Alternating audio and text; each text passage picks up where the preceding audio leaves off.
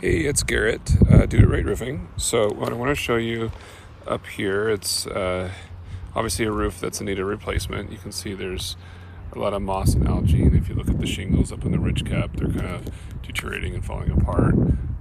That's a harness connection point that needs to be replaced because there's no cap on it. There is one on this side.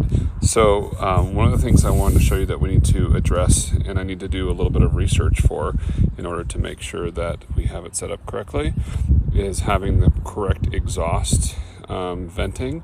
Airflow is really important through an attic for longevity and in order to meet building code and manufacturer specifications so that the roof will last and that it's done correctly.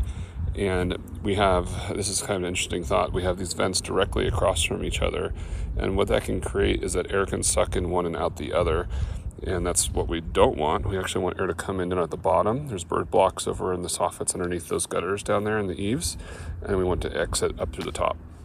How we can handle that for that section and this section is we could do a ridge vent, which is a vent that sits underneath the ridge cap here. It's like your neighbor has over there. So next time you're looking, you can just take a look. You see like the shingles look like up at the very top, like they're up just a little bit, and there's like a black line underneath there. That's the ridge venting. So we can do that here and here. And then let me be a little careful over here.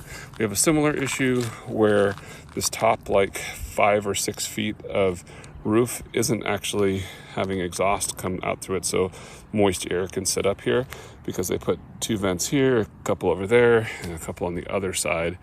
And I'm going to look at the square footage or footprint of this area, but most likely what we'd want to do is have a power attic fan up here in this area to vent this portion of the attic, because you'll never be able to get enough ridge vent because your ridge is only like 4 feet across or something right up there, and these vents do not have enough net free area, which is like the cubic inches of space that's needed for airflow to flow out of. And I can send you documentation on that, or I could just do the math for you and figure out what the best vent is.